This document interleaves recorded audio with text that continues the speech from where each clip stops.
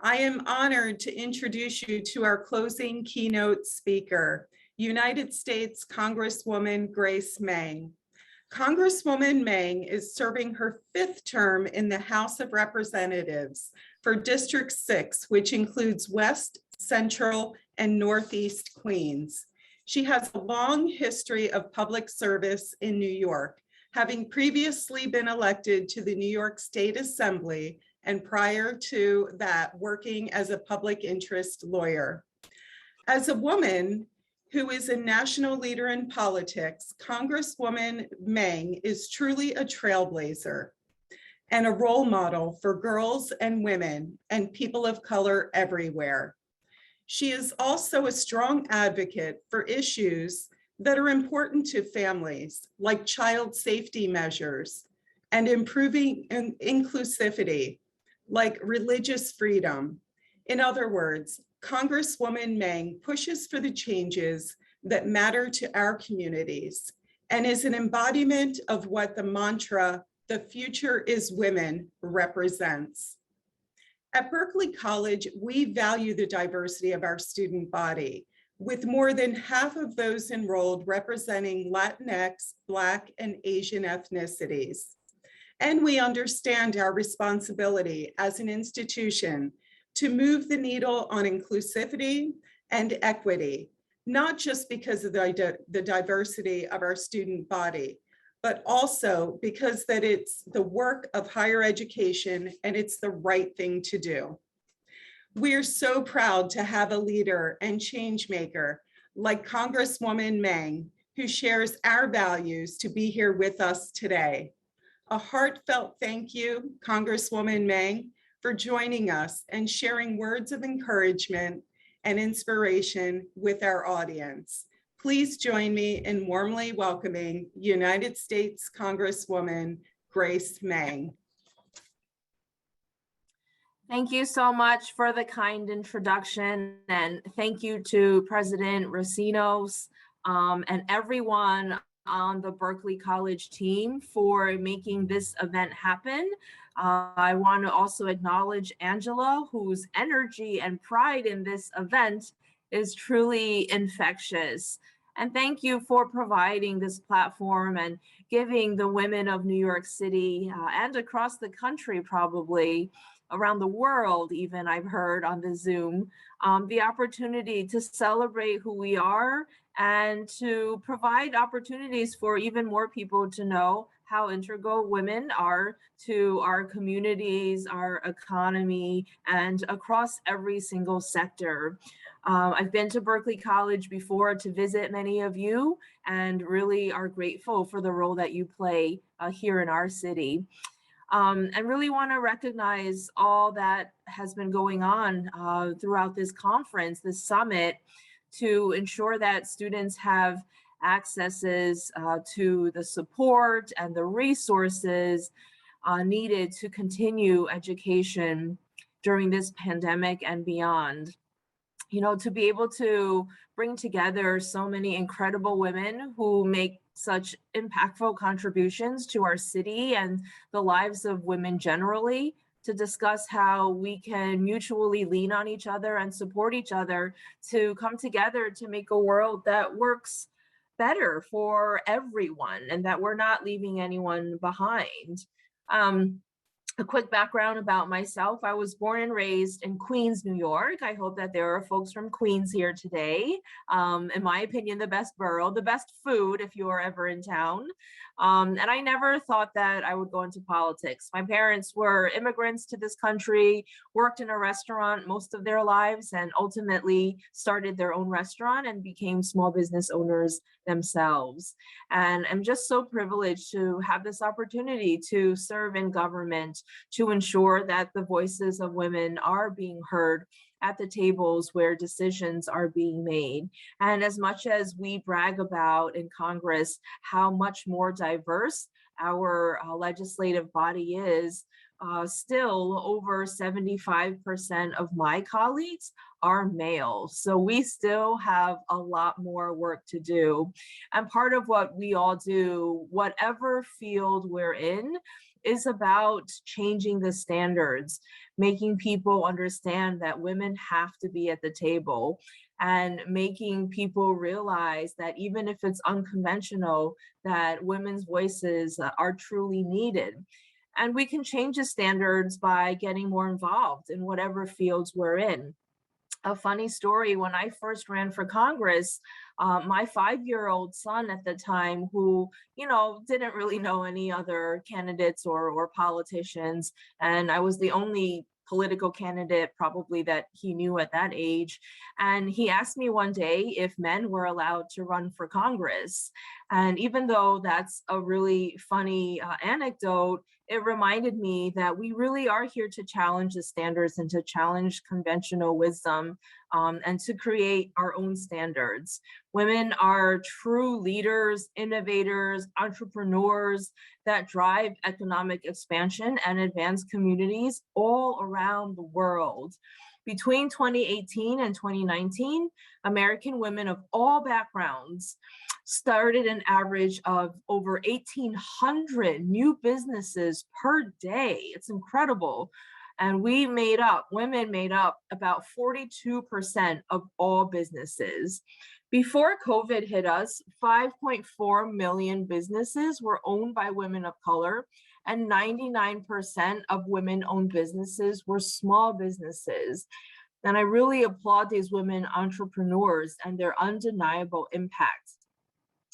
In June, I reintroduced my bill, the Interagency Committee on Women's Business Enterprise Act, which would reauthorize the Interagency Committee on Women's Business Enterprise, a U.S. government entity charged with coordinating federal resources to help owned businesses grow and succeed. There's lots of information and programs out there, but we need an entity like this to tie them together and to make it more digestible for our women entrepreneurs.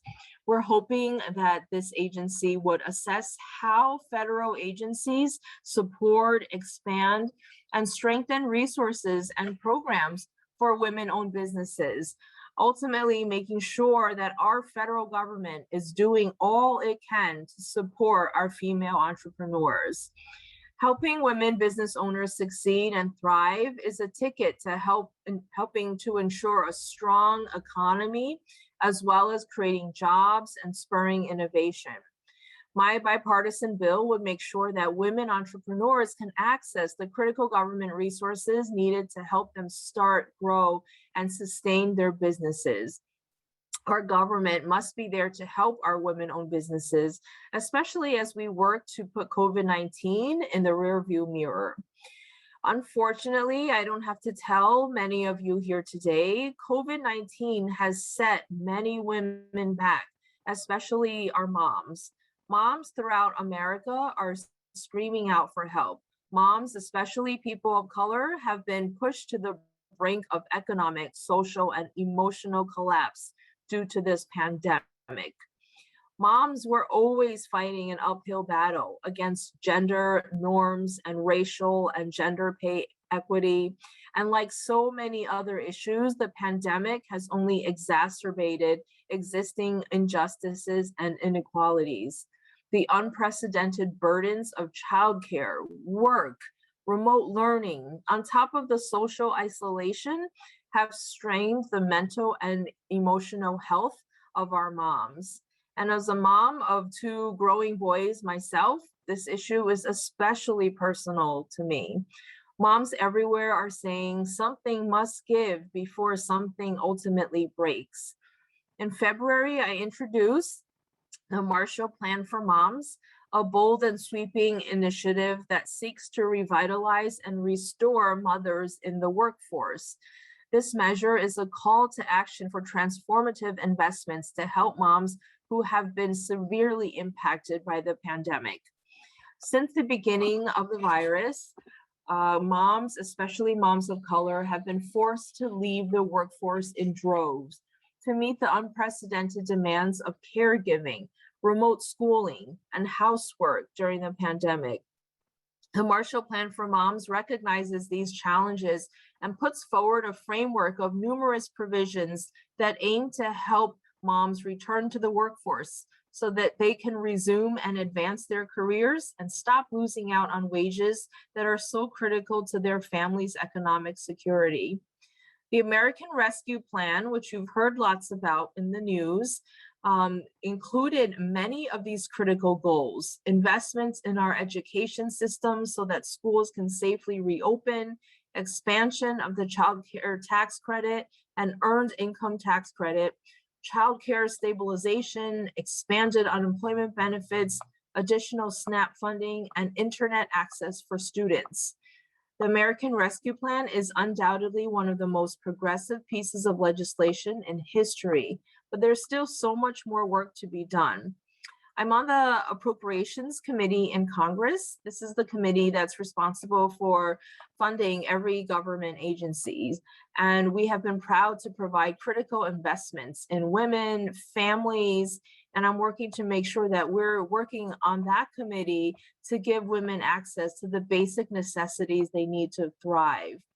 One issue that I've worked on that was literally brought to my attention by a 7th grade girl in my district in Queens, which goes to show that every single person, everyone here today can have an impact.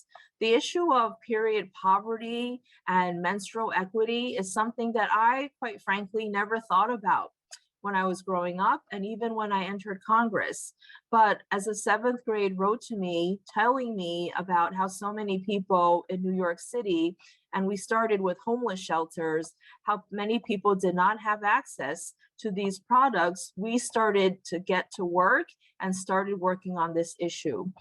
I got, through our committee, $5 million to establish a new grant program so that institutions of higher education would provide free products to their students.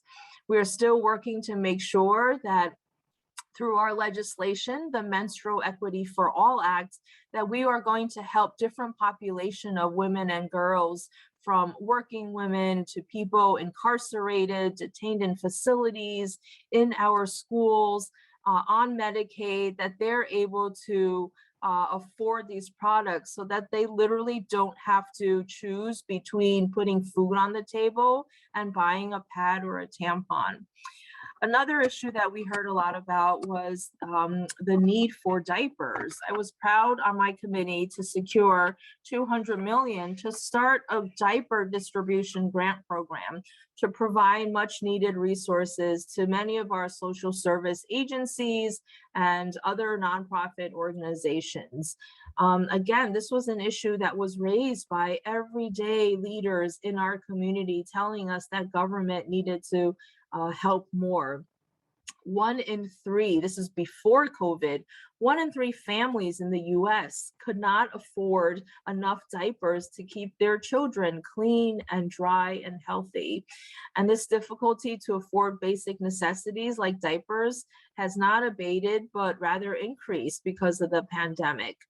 And so this money would help an already existing network of more than 200 diaper banks across the country to have enough of a supply of diapers.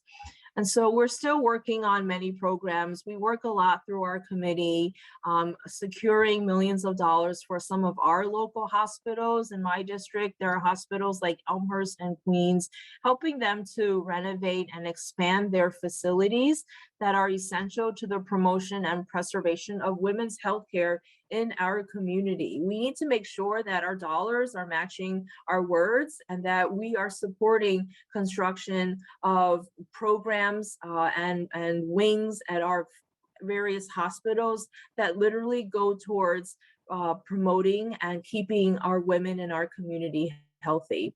Women make up the majority of the population in America. We are essential to the future of this country.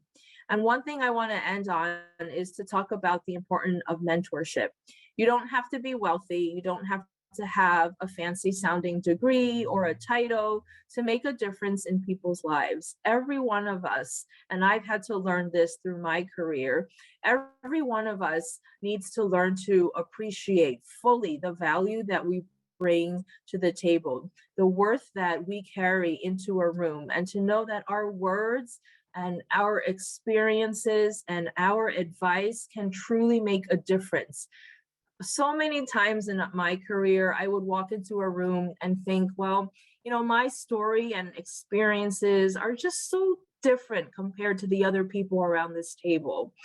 But as I progressed through my career and my life, I realized that this was exactly why I needed to be in that room, because I was helping to speak up for people who might not be able to be in that room and who might not have anyone to speak up for them and to advocate for their concerns and their needs.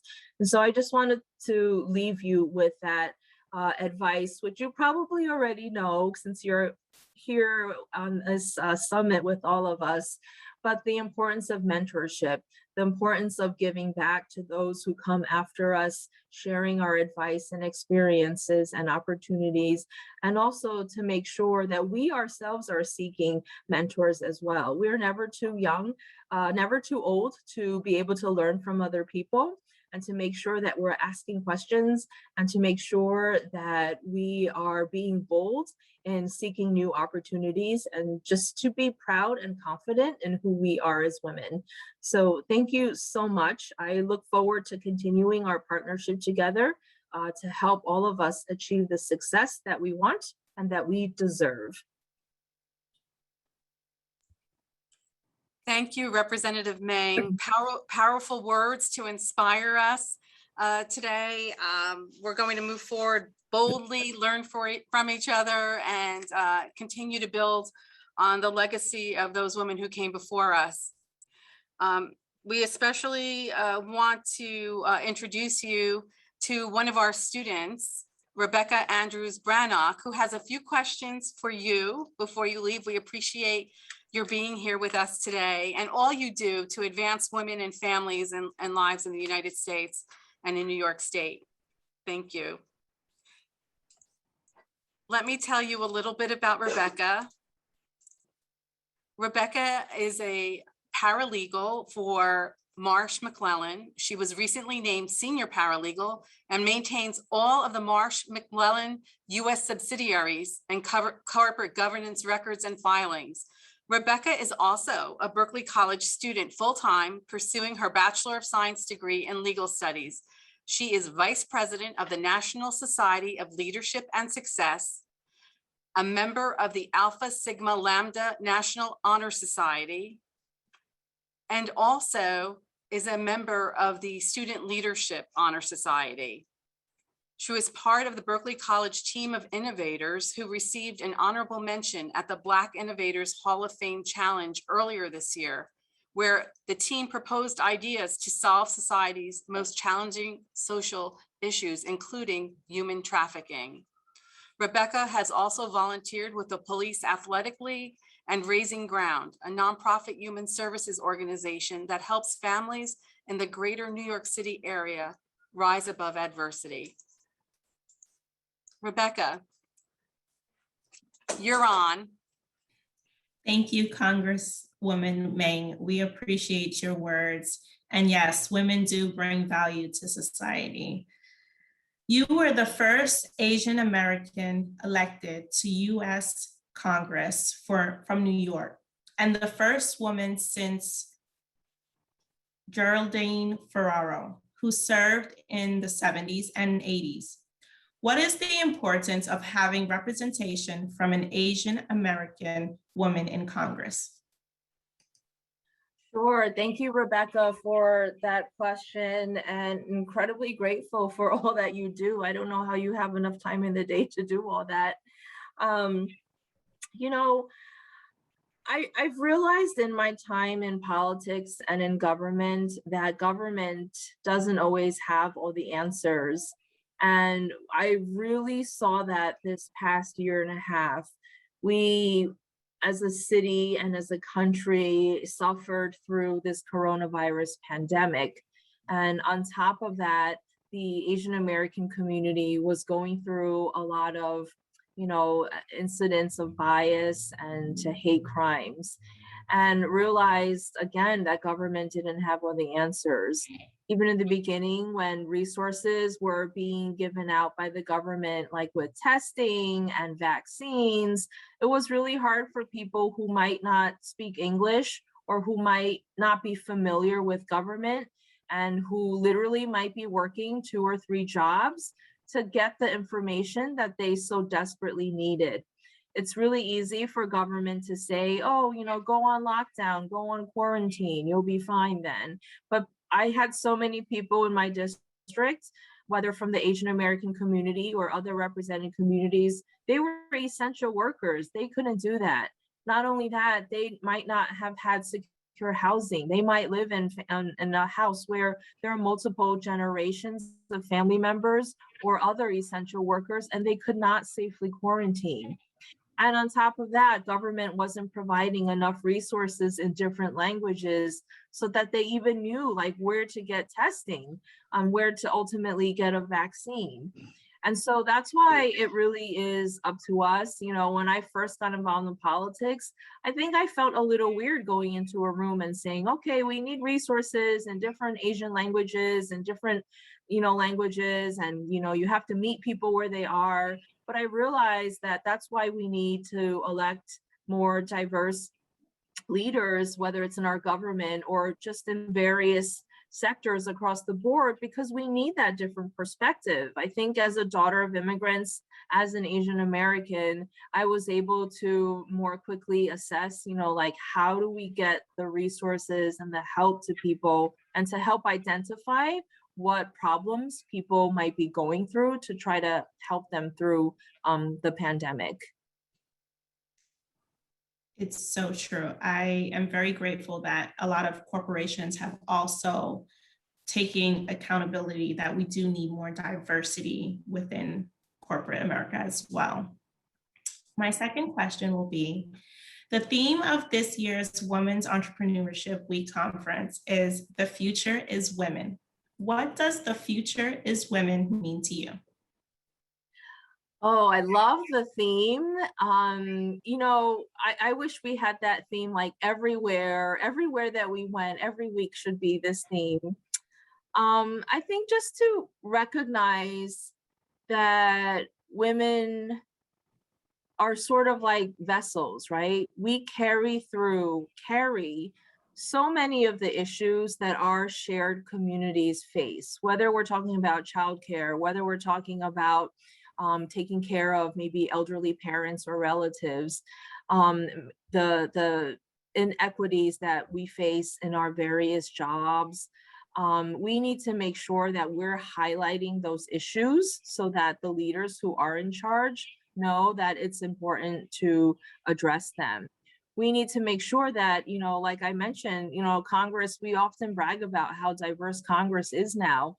And that's because about 25% of Congress is women, but that's still only 25%. That means 75% of my colleagues are male. And so we still have a lot of work to do. We still have to overcome a lot of stereotypes. There's those stereotypes that women don't make good leaders, that, you know, women are not as qualified as men are. And in my field, especially in politics, women are often doubting themselves. But I will say that because we have learned to more effectively make sure that our voices and our concerns are heard, more people are getting involved because they see all of us, all of you as women leaders, whatever you're studying, whatever your job is, there is someone who is looking at you and learning from you, even though you might not know that.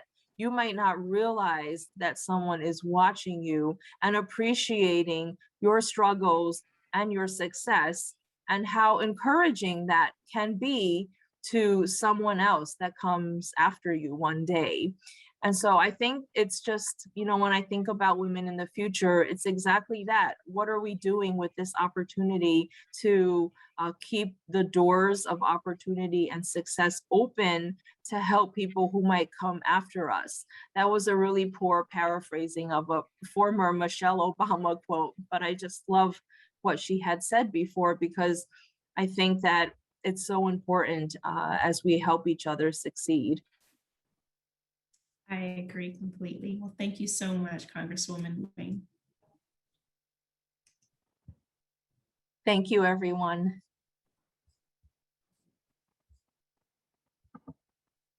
Congresswoman Meng, thank you so much for being with us today, for inspiring us, for opening the door to opportunities and keeping those opportunities flowing through your legislation. And also for keeping the door to higher education open for empowering women and all of us. We appreciate you, and the future is women every day. And thanks for all you do. Thank you for being with us.